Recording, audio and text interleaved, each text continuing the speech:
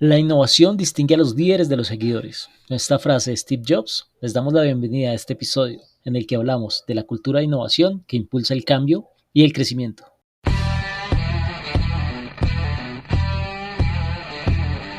Hola Makers, este es un espacio donde hablaremos de emprendimiento e innovación desde el cero. En este podcast queremos compartir con ustedes información relevante para las pymes, entrevistas con emprendedores e invitados especiales, datos interesantes, coaching empresarial y relatos de vida. Bienvenidos.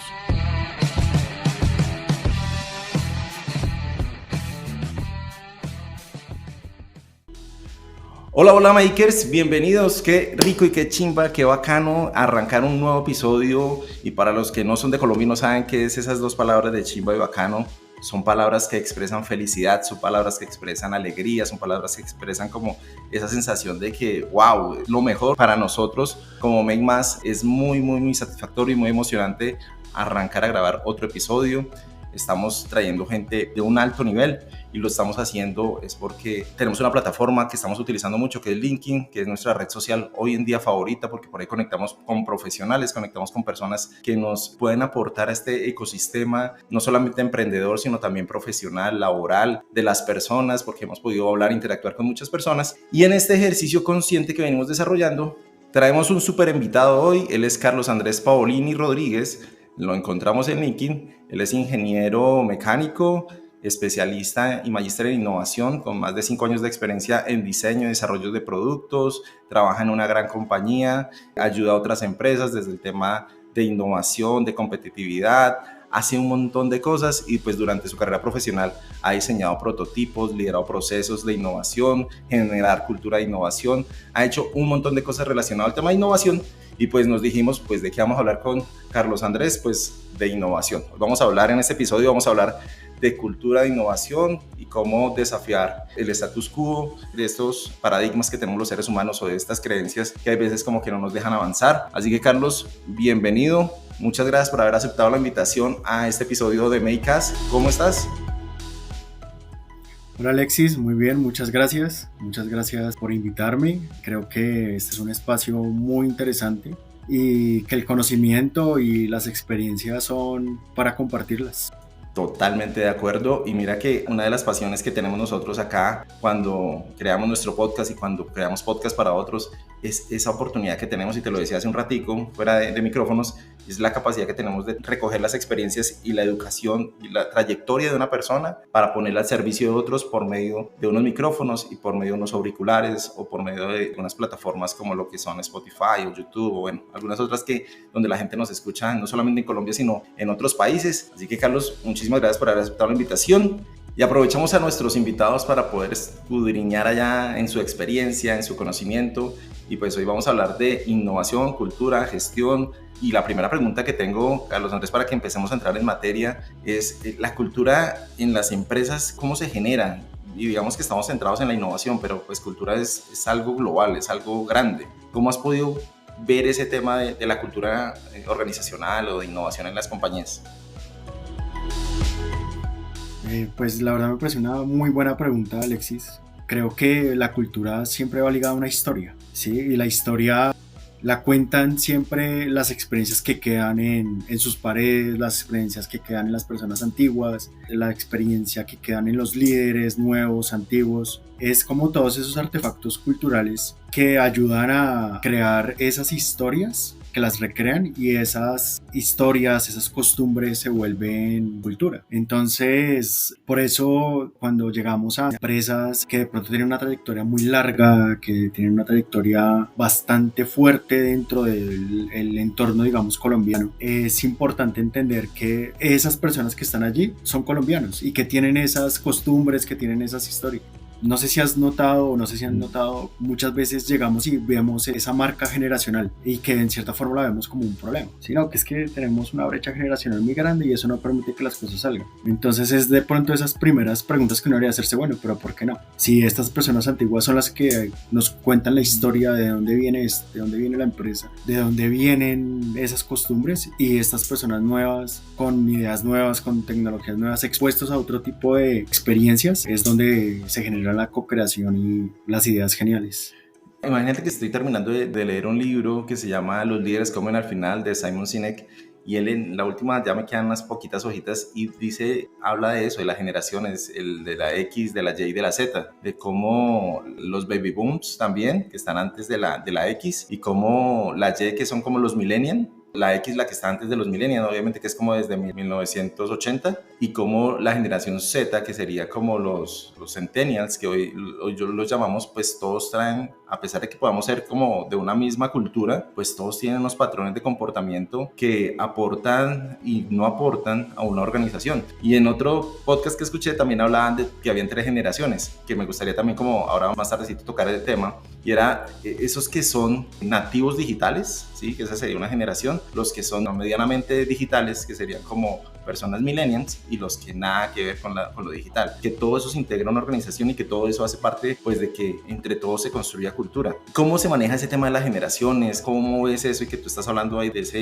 distancia generacional en una organización. Pues mira, te hablo desde la experiencia, de lo que me ha llevado a generar esos talleres y a generar esos espacios de co-creación con personas de distintas generaciones. Y uno comienza a darse cuenta de ciertas cosas. Por ejemplo, los baby booms, los vemos que son esas personas mayores que rondan los 55, los 60 años. Cómo realmente a esas personas no les gusta tanto las reuniones virtuales, por ejemplo. Les gustan las reuniones, sí, les gusta tener contacto con las personas, pero siempre prefieren las cosas presenciales. Mientras que los demás, los millennials o los nuevos millennials, que sería la generación Z, prefieren estar más en su casa, prefieren más tener contacto con el aparato, tener más contacto con la virtualidad, ¿sí? Entonces, digamos que nuestro entorno, o en los entornos que he podido aportar, es como tener esa mezcla de ambas cosas, como entender la cultura de ambos. Venga, a usted le gusta estar presencial, listo, entonces hagamos los talleres de prototipado presenciales, pero de pronto el entendimiento del problema hagámoslo virtual, ¿sí? Entonces los métodos, las herramientas las hemos utilizado en diferentes entornos precisamente para poder tener un equilibrio cultural. Y además aparece, y hablamos hace poco en otro podcast, la resistencia al cambio, y es por ese miedo a contacto con la tecnología, ¿no? Entonces, para hoy en día yo siento que soy medianamente digital. Obviamente los jovencitos me llevan unos añitos por delante, pero para mí es muy normal conectarme a una plataforma como estas, para mí es muy normal conectarme a un Meet, a un Zoom, pero hay personas que yo lo he visto con mi papá que sufre cuando tiene que conectarse a algo porque no entiende. Entonces sí, como que le dan mal genio, dicen no, eso es mejor, porque buscan la facilidad, ¿no? De eso. Entrando a ese tema del prototipado, de la innovación, de poder interactuar entre esas generaciones, que me parece muy interesante el tema, ¿cómo logras como que si hay una resistencia al cambio y como que a esa innovación, porque eso, el tema de la innovación no es como para todo el mundo, ¿cómo logras integrar y que todo el mundo aporte y que todo el mundo se vea como que eso sí aporta a la organización y hasta para ellos mismos? Bueno, antes de responderte la pregunta, me pareció muy interesante lo que dijiste sobre esa resistencia al cambio, ¿sí? Porque ese es uno de los artefactos culturales más fuertes que hay, y ahí es donde entra ese tema del status quo, ¿sí? Digamos que para ponerlo en términos mucho más coloquiales, el status quo es eso que te dicen, venga, si así está funcionando bien, ¿para qué lo va a mover? O sea, déjelo quieto, si así funciona, pues déjelo quieto. La innovación nos dice todo lo contrario. Si está funcionando bien, vaya y mire cómo lo puede hacer mejor, cómo lo puede hacer funcionar mejor, porque entramos siempre en esas comodidades, como tú muy bien lo decías ahorita, porque entramos en esas comodidades, en ese confort, y al final las ideas geniales, las personas geniales, todos se mantienen en ese confort y no deciden arriesgarse, porque precisamente temen mucho mostrar sus habilidades, temen mucho enfrentarse a una cultura de baby booms, por ejemplo, donde llega el persona nueva y dice, es que yo tengo una idea genial, puede funcionar, pero no lo puedo hacer solo, sí, necesito ayuda. Y dice, no, esto aquí ya lo intentamos hace años y eso no funcionó, sí. Entonces mira que tu pregunta conecta todo, sí, conecta el status quo, conecta la resistencia al cambio, conecta los temas de prototipado, porque eso es tan importante en un ambiente de innovación.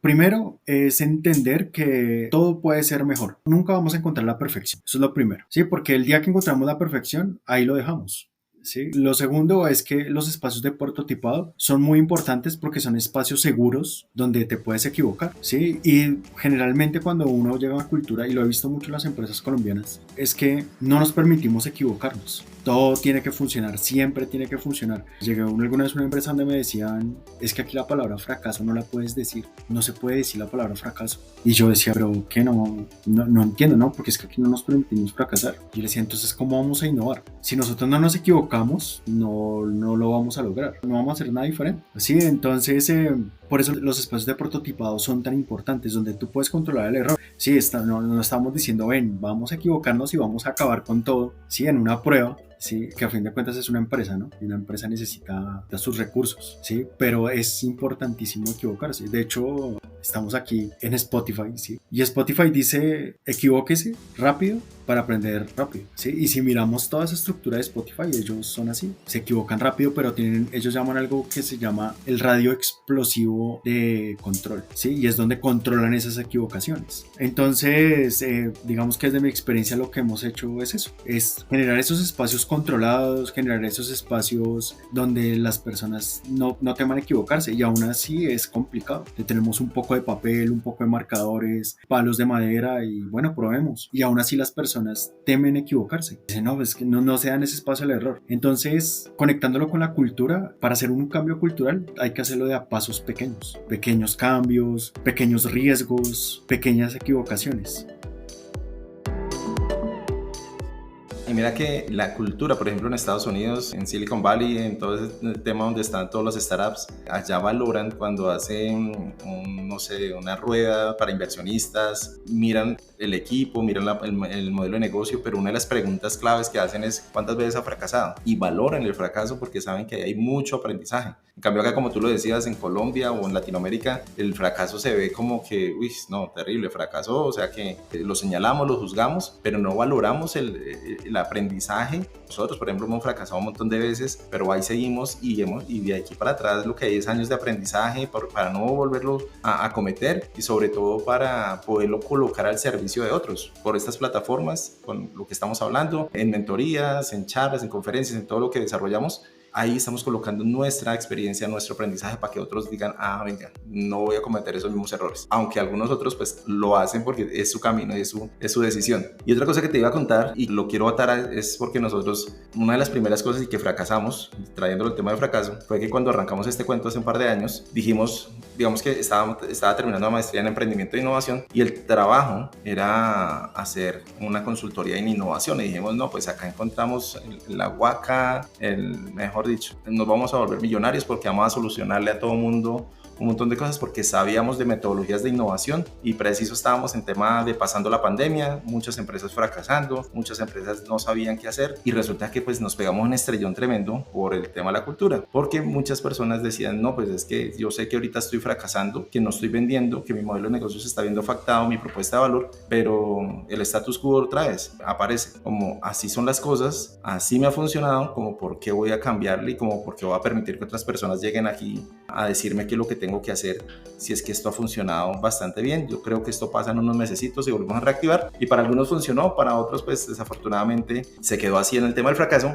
Y le escuché una frasecita hace poquito a una compañera y decía, algunas empresas se pusieron a llorar, mientras que otras empezaron a fabricar pañuelos. Y me pareció súper poderosa esa frase porque de ahí arranca pues ese tema también de la innovación. Quiero hacerte una pregunta, Andrés, y es, cuando ya el equipo empieza a interactuar, cuando ya el equipo empieza a arriesgarse a botar ideas, a hacer algo para empezar a mirar esos espacios seguros que tú dices del prototipado, ¿cómo gestionar esos egos? ¿Cómo gestionar esas partecitas donde yo soy el que tengo la razón? ¿Cómo hacer que haya una coordinación de acciones respecto a temas de innovación para que al final haya una sola idea? Conectándolo también con lo que decías, de que unas personas ven oportunidades, otras no las ven. Sí, la innovación es, desde mi óptica, un tema humano. Sí, o sea, no sé si has escuchado que innovación la ligan con la tecnología. O sea, va ligado a la tecnología y desde mi óptica pues no es así, ¿sí? Porque la innovación es algo mucho más humano, algo mucho más del interior. Entonces, bajo ese argumento es que he tratado de manejarlo de esa forma. En los talleres de innovación en los que he podido participar y en los que he podido liderar, he tenido personas de todos los niveles jerárquicos dentro de una empresa, ¿sí? Desde gerentes hasta personas de la parte de la acción, ¿sí? Entonces, al principio llegamos con ese tema de, bueno, yo ya traigo la solución, ya entiendo todo, ya entiendo el problema, yo soy aquí la persona que lidero tal proceso y ya traigo la solución, entonces siento que esto no lo debemos hacer. La estrategia que he utilizado para esto es siempre el argumento. Cuando nosotros aplicamos metodologías de innovación siempre estamos en dos partes, en entender el problema y en entender la solución, ¿sí? En esa parte de entendimiento del problema es donde aparecen todos esos egos, como es una parte tan lógica, ¿sí? Y nosotros generalmente dejamos la parte emocional de lado. Cuando nos encontramos con una persona emocional, generalmente es una persona débil al lado de una persona lógica.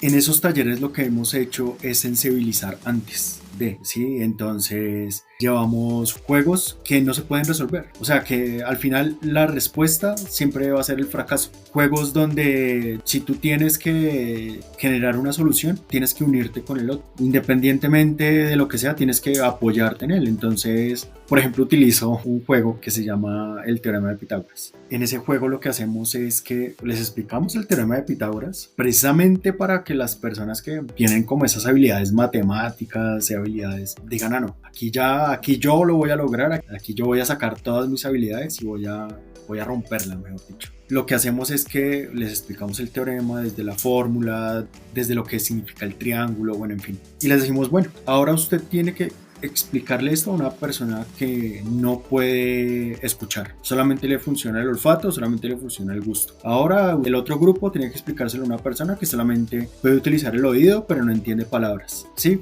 Cosas así. Entonces, claro, las personas sacan a flor su creatividad, intentan resolverlo, pero al final, pues imagínate explicarle a una persona el teorema de Pitágoras a través del olfato, o sea, es una vaina que se hace básicamente imposible, ¿sí? Ese es el primer contacto con el fracaso en un taller de innovación. Entonces ya ahí, cuando tú fracasas, cuando entiendes que no te las sabes todas, que estás al mismo nivel de todos los que están en el grupo, ya en cierta forma comienzas a verte más, no desde el rol que desempeñas en la empresa, sino desde el humano, ¿sí? Y lo otro que hacemos es que antes de empezar los talleres les enviamos un test de perfiles de innovación y esos perfiles los ligamos con celebridades. Entonces, por ejemplo, el productor con LeBron James, activador Coco Chanel, bueno, ya sí, ahorita no los tengo todos en la mente, y los conectamos desde lo humano, ¿sí? O sea, no decimos LeBron James fue uno de los mejores basquetbolistas, no, sino que ha hecho él como ser humano. ¿Qué hizo Coco Chanel como ser humano? ¿Qué hizo Roald Amundsen como ser humano, sí? Entonces traemos esas características humanas de esos líderes o de esas personas que inspiraron a otros y que realmente sus logros no fueron por hacer muchas cestas o por haber diseñado la mejor ropa, no, sino porque fueron personas, seres humanos como nosotros.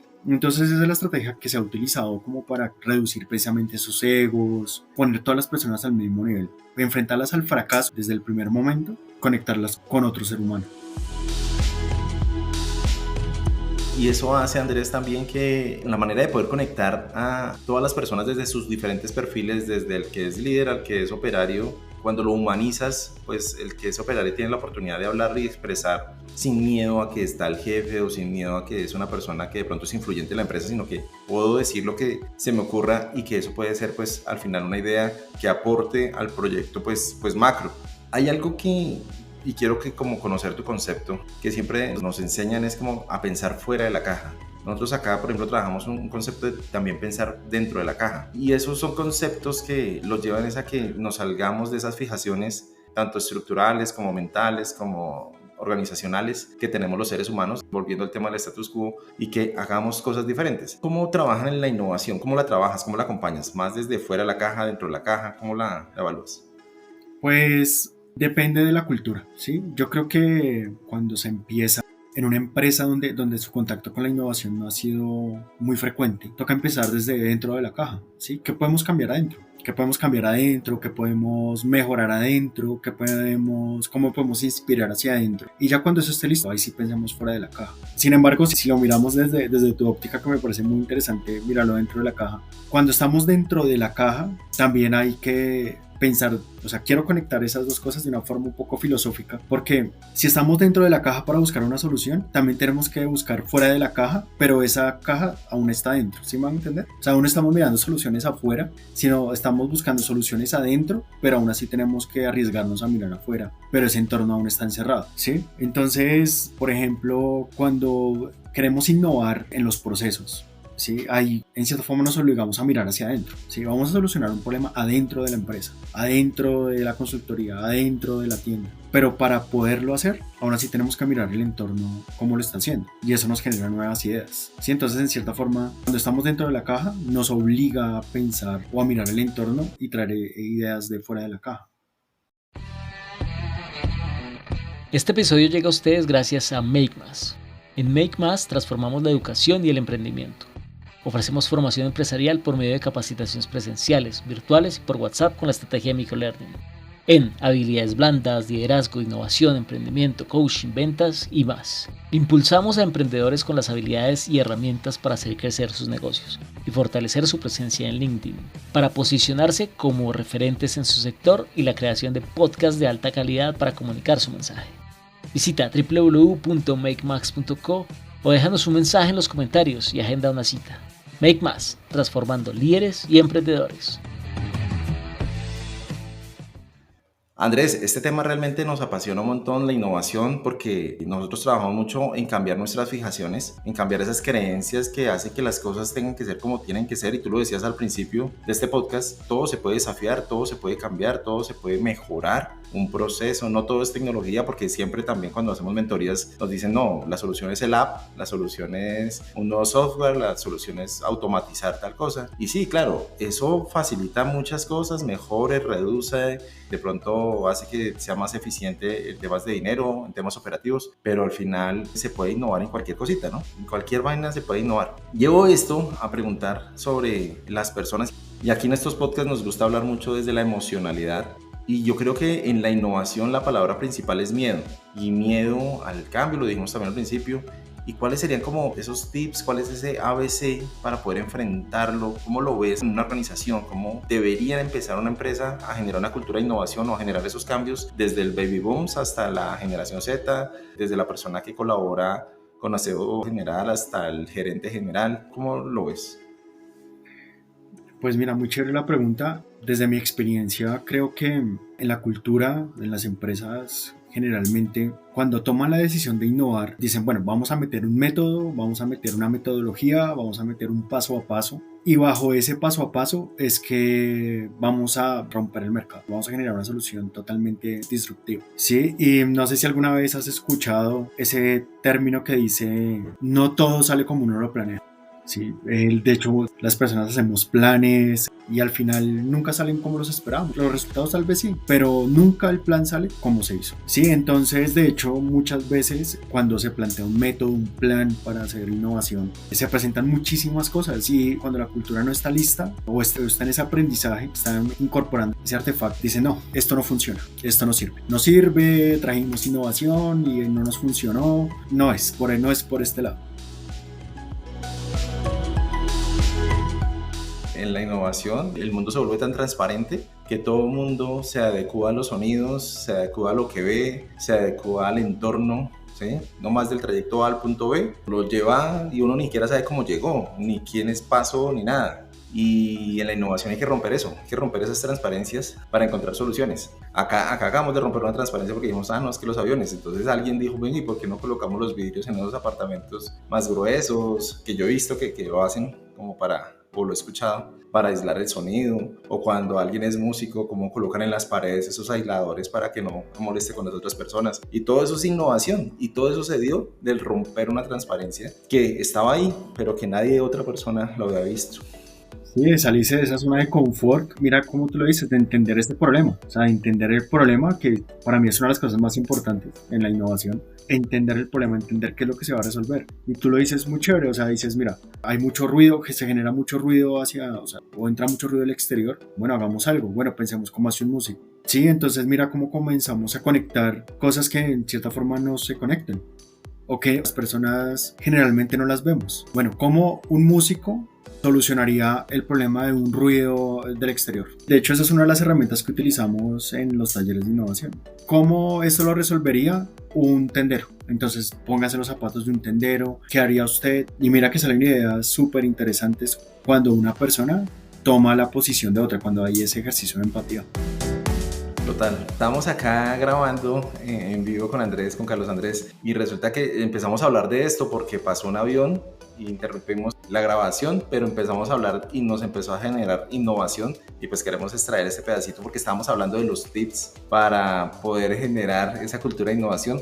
Pero miren, como de una charla de algo que nos dimos cuenta y que estábamos hablando de eso, de ver el problema y entenderlo, pues pueden aparecer ideas, y seguramente si siguiéramos hablando y empezáramos a meter esos conceptos y metodologías y entendimiento del problema y empezáramos ya a prototipar, pues ahí ya se generó innovación. Algo pequeñito que quiero decir que tiene que ver mucho con la cultura es que los latinoamericanos no tenemos paciencia, ¿no? O sea, como que queremos las cosas ya, queremos ver el resultado ya, y eso no nos permite como tener esa constancia para ser pacientes y saber que las cosas pues tienen que tener su curva pues de aprendizaje, de ejecución, de lo que sea. Carlos Andrés, retomando, ¿cuáles son esos tips para que la gente pueda empezar en temas de cultura e innovación? Listo, entonces los tips que considero que me ha enseñado, que me ha traído aquí, que la experiencia me ha dado, son primero que la gerencia, el dueño, el presidente de la empresa decida hacer innovación, porque ya queda plasmado en ese plan estratégico. Lo segundo es generar esos espacios de equivocarse, generar un espacio seguro donde las personas puedan equivocarse y que va muy ligado a la estrategia. Si la estrategia dice vamos a innovar, bueno, entonces vamos a equivocarnos, ¿sí? Porque en esos espacios es donde vamos a equivocarnos y vamos a aprender. Y el tercero es conectar desde el humano, no conectar desde el rol. La innovación no está en la cabeza del gerente solamente, no está en la cabeza del director, no está en la cabeza del ingeniero, no solamente está ahí, también está en las personas de acción, también está en el analista, también está en la persona que nos ayuda con el aseo, también está con las personas que entregan esa propuesta de valor y en las empresas sobre todo de producción. Entonces el entorno, el ecosistema de innovación está ligado a las ideas, y las ideas vienen de cualquier ser humano. No sé si has escuchado cuando te sientas a hablar con una persona y entra el tema de la creatividad, por ejemplo, y la persona dice, no, es que yo no soy para nada creativo. Eso para mí no es. Generalmente he tenido esas charlas, yo le digo, mire, la creatividad es algo con lo que usted viene con default. Usted viene hecho así, usted viene hecho para crear. Usted es un ser humano y viene hecho para crear. O sea, aquí todos tenemos la misma capacidad de crear. Lo que pasa es que unas personas las utilizan más que otras. Eso es diferente.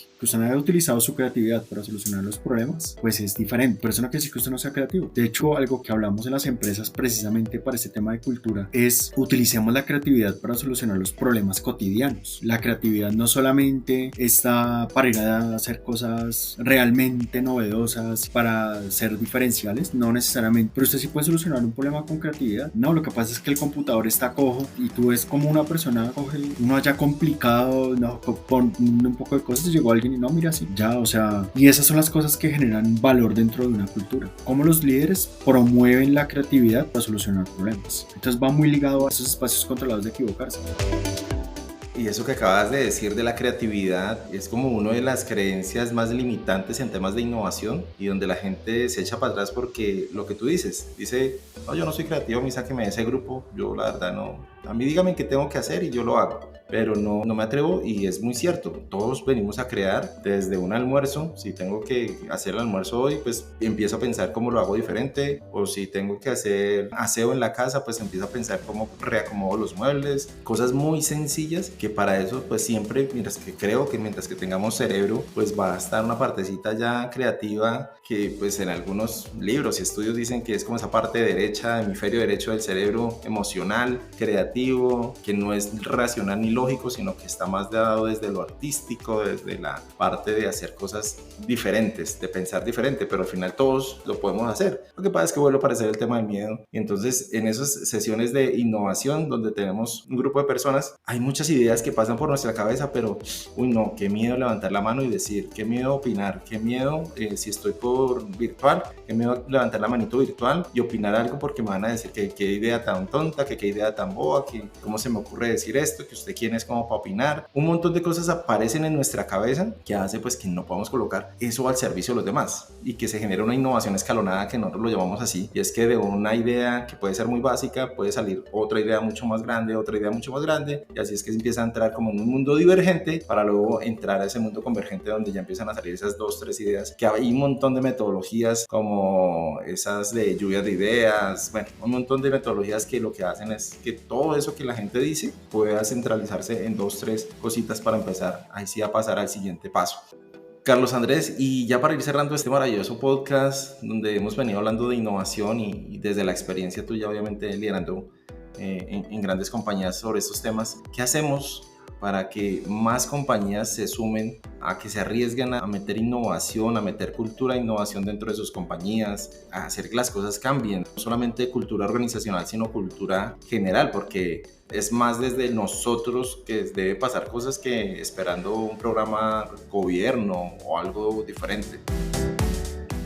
Muy chévere la pregunta. Justamente ahorita estaba pensando en la cultura del latinoamericano. Nosotros los latinoamericanos somos personas muy desconfiadas. De hecho, por eso existen los pagos contra entrega.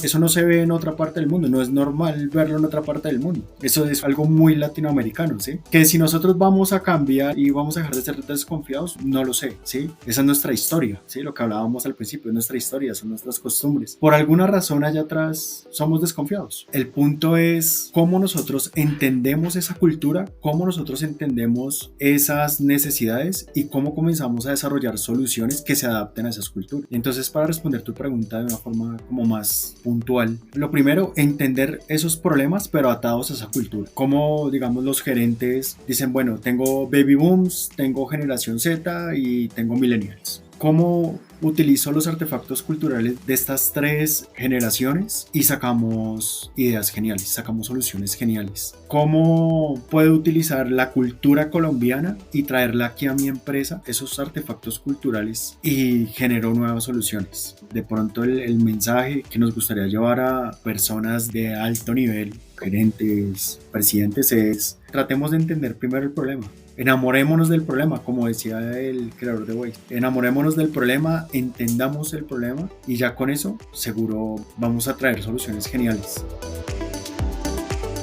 Mira que siempre estamos como replicando o adaptándonos a cosas que pasan al otro lado del mundo o en Estados Unidos, y seguramente por ellos se consideran como potencias mundiales y no estamos aprovechando nuestras capacidades. Puede ser por desconfianza, puede ser por falta de creer más en las capacidades de las personas, de los profesionales, de los que saben de innovación, de los que pueden liderar y acompañar equipos y transformar este cuento para que salgan y que nosotros seamos los que exportemos productos y servicios, ideas, como lo hace seguramente países como Japón o hoy en día Corea del Sur, que exporta un montón de no solamente productos, sino ahora hasta novelas y series y un montón de cosas, y cultura, y bueno, hay un montón de cosas que uno dice, wow, ¿cómo hacen para que un país tan pequeñito impacte tanto en el mundo? Y obviamente nos falta pues mucho, pero qué chévere poder tener estos espacios, Carlos Andrés, para poder, con un poquitico ahí de lo que acabamos de hablar, poder sembrar y dejar algo que le haga sentido a las personas pues que nos escuchan y que puedan empezar a generar y a mover temas de innovación dentro de sus compañías, dentro de sus casas, dentro de sus hogares, con familia, amigos, en el conjunto donde vivan, en el barrio donde vivan. En cualquier lado se puede generar cultura de innovación para romper esas transparencias, esas fijaciones y hacer cosas diferentes. Así que, Carlos Andrés, muchísimas gracias por haber aceptado la invitación nuevamente, por haber hablado. Me pareció un espacio súper sabroso acá, donde pudimos hablar un ratico de innovación, donde pudimos compartir conceptos para las personas pues que quieran conocerte un poquito más, que puedan estar como en contacto contigo. ¿Cuál es la red social que más utilizas o cuál es la red social que quieres compartir para los que nos escuchan?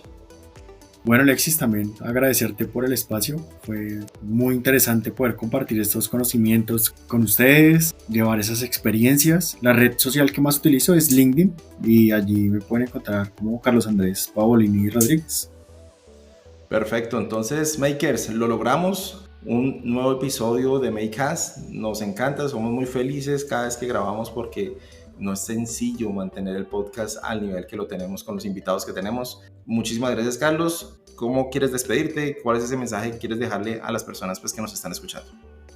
Por favor, no dejen de equivocarse. Creo que el error y el fracaso es lo mejor que nos puede pasar. En las empresas tratemos de buscar esos espacios controlados para equivocarnos. Como dicen en Spotify, equivocémonos rápido para aprender rápido.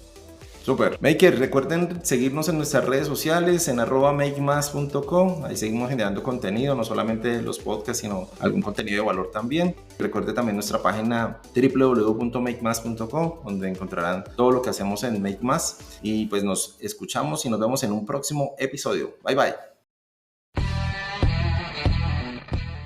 Nos apasiona vibrar en la misma sintonía. Queremos estar más cerca de ustedes en estos espacios de aprendizaje. Síganos en nuestras redes sociales como @makemas.co. Visiten nuestra página web www.makemas.co y no olviden compartir con su amigo emprendedor.